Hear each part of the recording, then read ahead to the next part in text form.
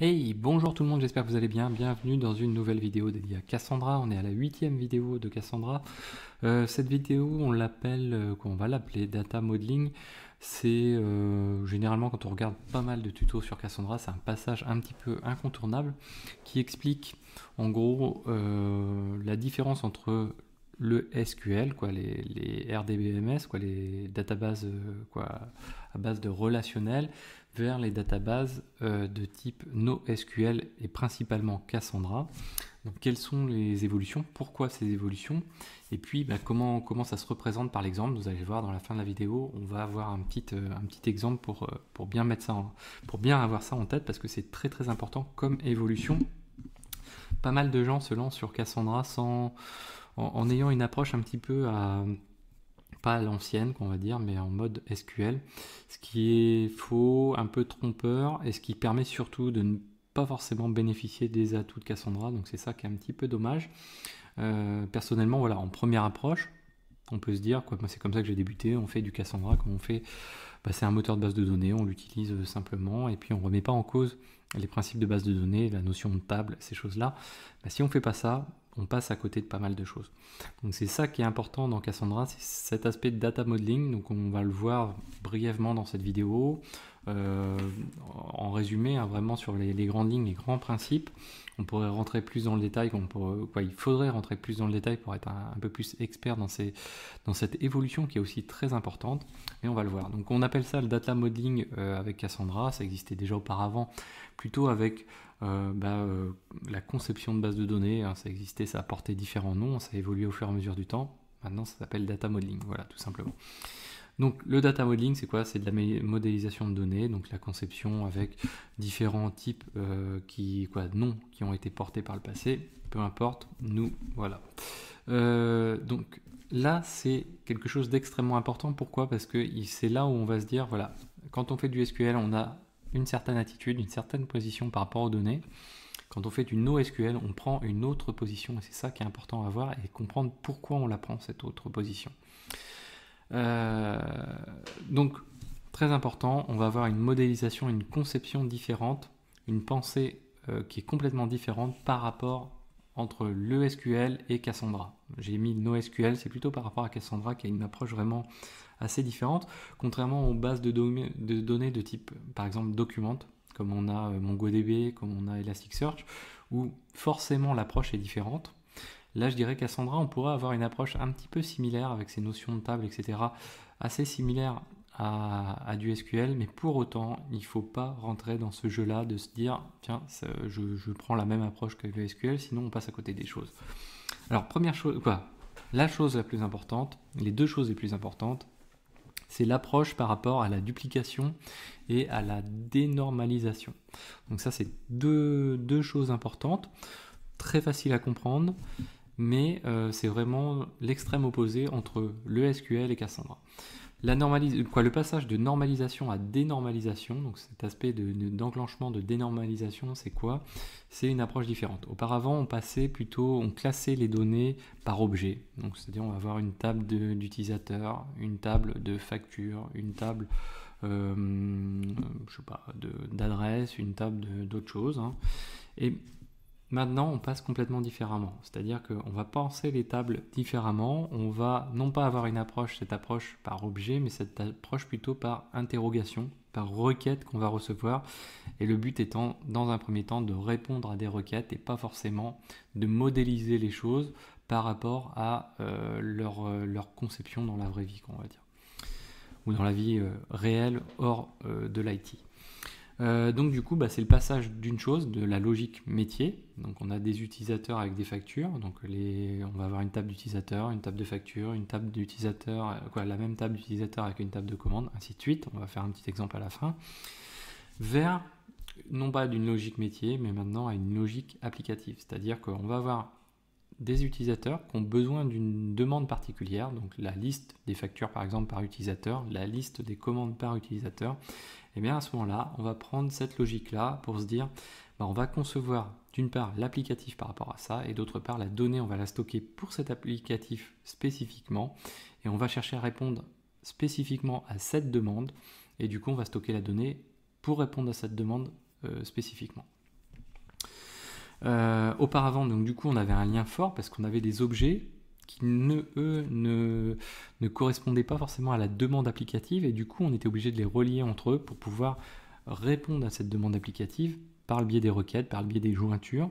Et bien maintenant, ça existait auparavant, avec un lien fort du coup entre les objets, avec les clés étrangères qui permettaient de faire des liens entre une table et une autre, avec des relations. Et bien là, on passe dans un système où on est en NoSQL, donc no relationnel quelque part, et donc on n'a pas de lien. En tout cas, on n'a pas de lien au niveau de la base de données. On ne peut de toute façon pas faire de jointure, et donc du coup, il faut penser les choses différemment. Voire même, si on va plus loin, on va stocker des éléments, quelque chose de paradoxal, mais quand on faisait de la RDBMS, on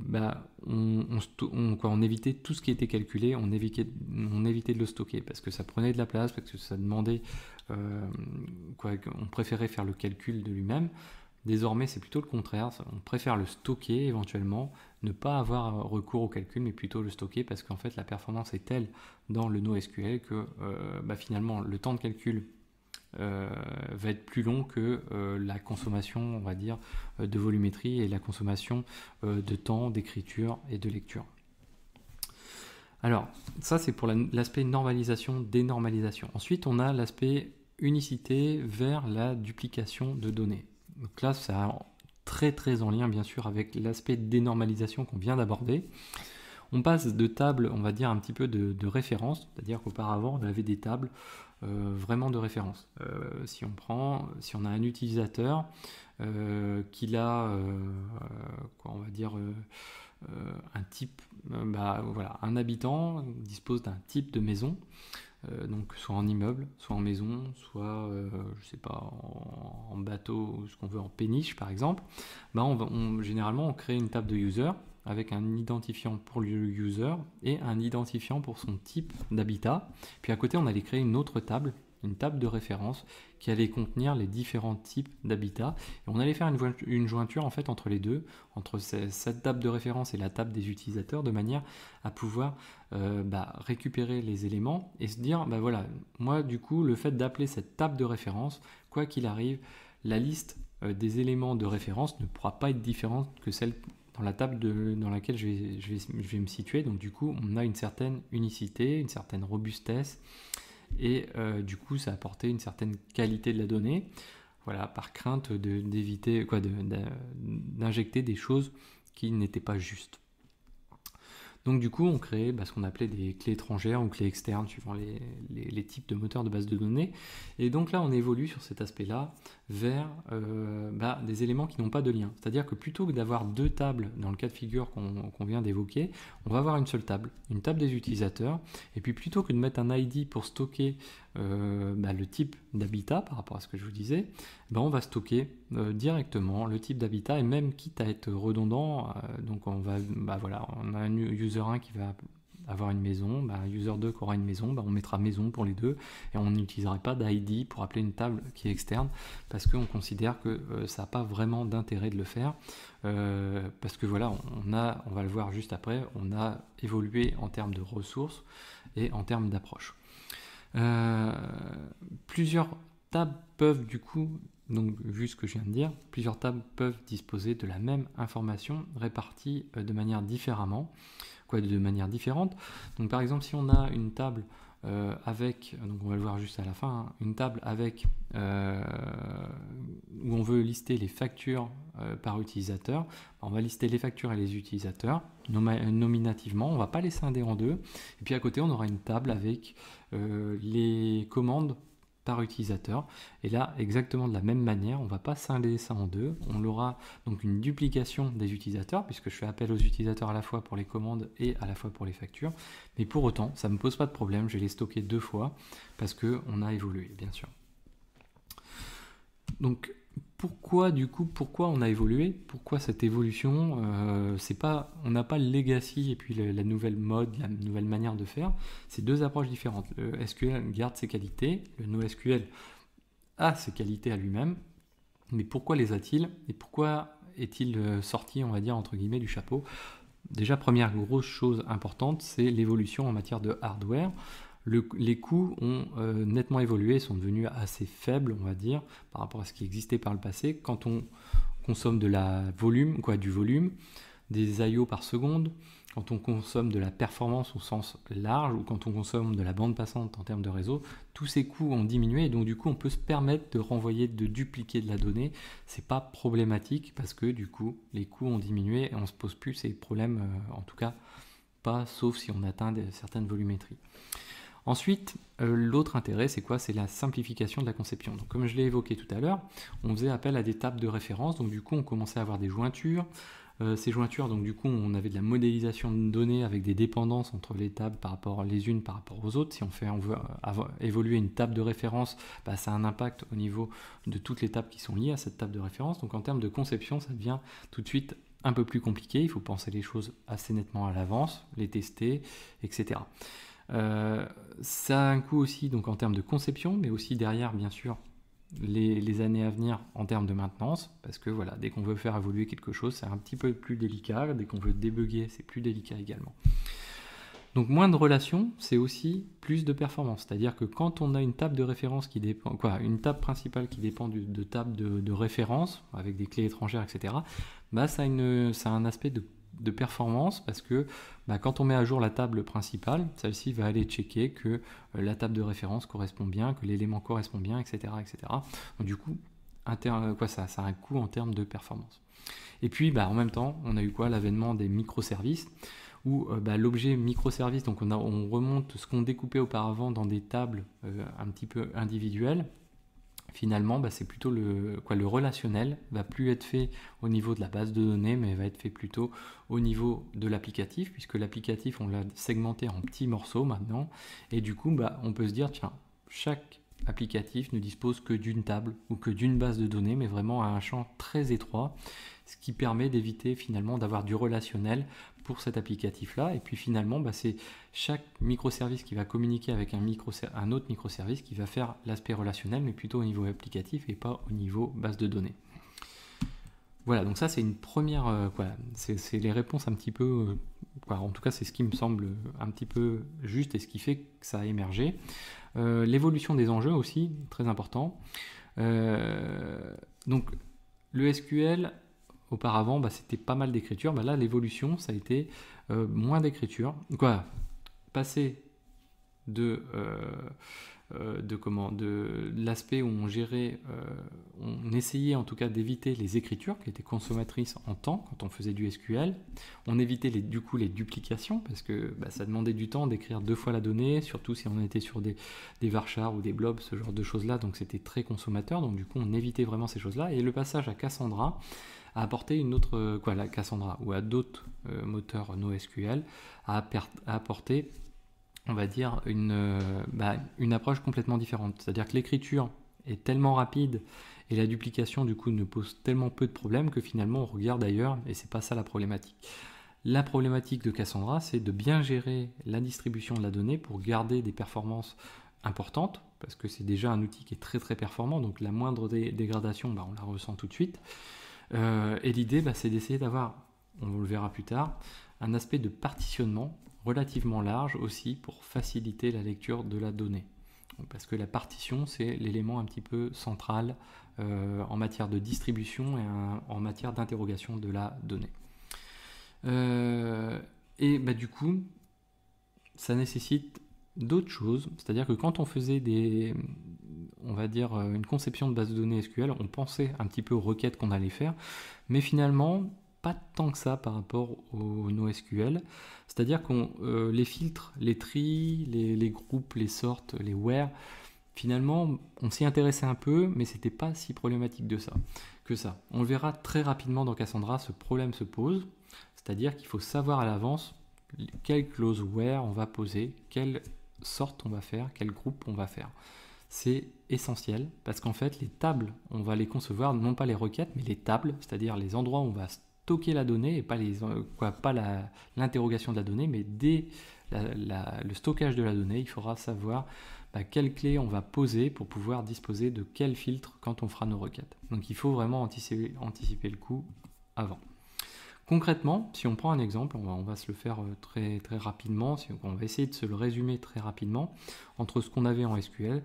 Si on a une base avec une table utilisateur, une table facture et une table commande, bien, on va évoluer vers un modèle plutôt une table qui contient la requête finalement qu'on avait auparavant avec les factures par utilisateur et une autre table avec les commandes par utilisateur. Donc ça c'est la grosse évolution. Donc si on voulait se faire un petit exemple, donc je me suis mis un petit élément là, on va se créer une table avec donc un ID d'utilisateur, un nom d'utilisateur et puis on va dire son adresse. Donc ça globalement on est sur quelque chose un petit peu unique. Donc là on est dans le cas du SQL. Donc là on va dire que c'est notre table t_users. Donc on avait ceci, donc on avait un utilisateur 1, on avait un user qui s'appelait Xavier et son adresse était rue du truc. On avait un utilisateur 2 qui s'appelait Pierre et Pierre lui, hop là, il habitait rue du machin et ainsi de suite comme ça. À côté on avait une deuxième table, donc ça c'est une première table. Hop, on va se le faire. Pouf, border style. Où est-ce qu'elles sont mes lignes? Voilà, celui-ci. On va poser toutes les lignes, voilà. Donc ça c'est important, on va se le mettre en gras. Donc ça c'était ma table des utilisateurs. Ensuite, j'avais ma table des commandes. Donc j'avais un ID de commande cette fois-ci. Commande. Ensuite, j'avais, on va dire, un type d'objet, quoi, on va dire. Et puis, on va dire son nombre.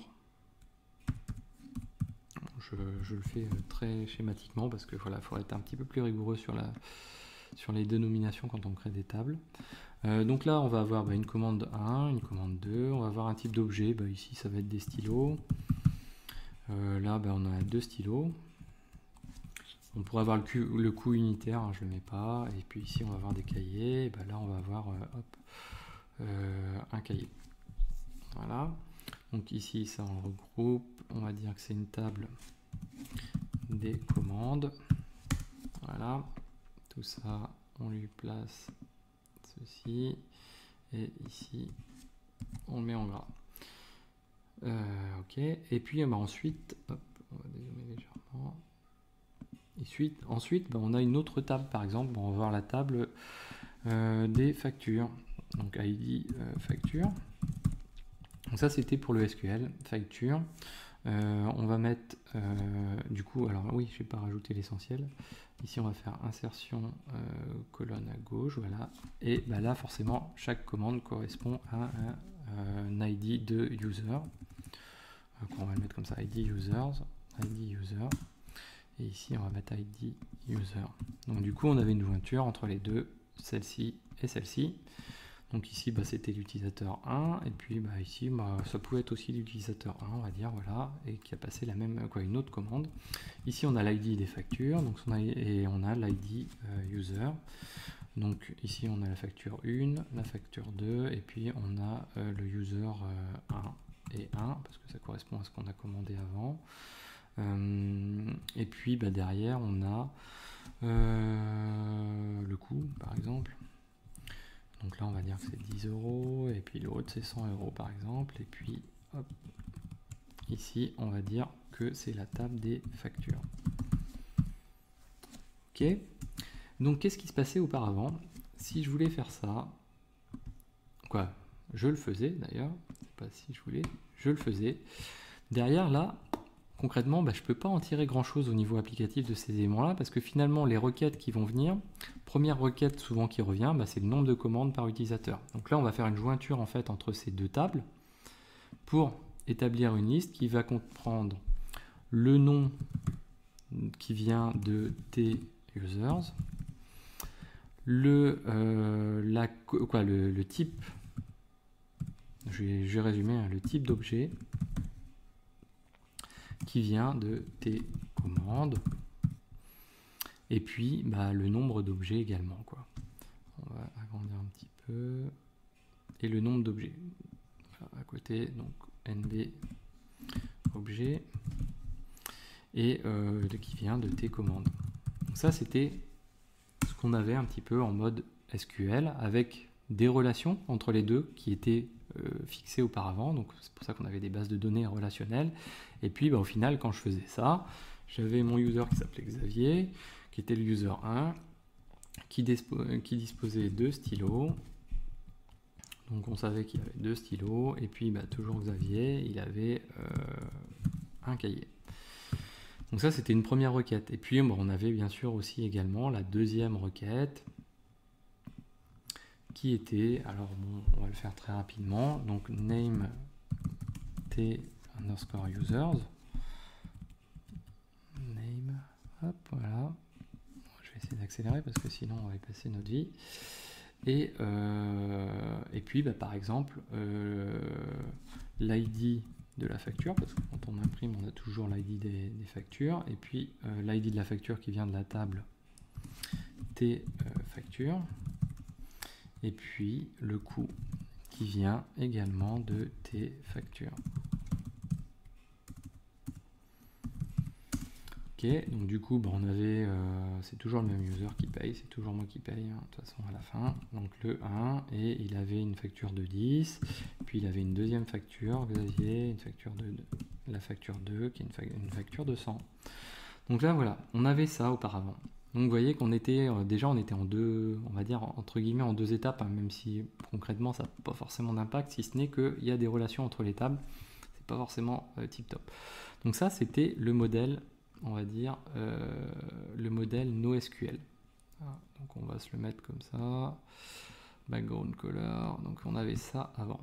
Et donc maintenant en NoSQL, qu'est-ce que l'on a? On a une table qui va être par exemple la table des on va dire la table donc des commandes by users. Alors si vous regardez, très souvent les tables quand on utilise Cassandra, c'est souvent truc by machin, parce qu'en fait les requêtes qu'on avait auparavant deviennent des tables tout simplement. Et donc là on va stocker dedans. Je vais le faire un petit peu grossièrement et pour marquer un peu les esprits, on va dire. Et donc ici on se retrouve avec cette table. Hop là. Avec cette table qui contient name. Alors là l'idéal c'est plutôt on aurait un ID quand même, hein. Donc name qui se rapporte à user, commande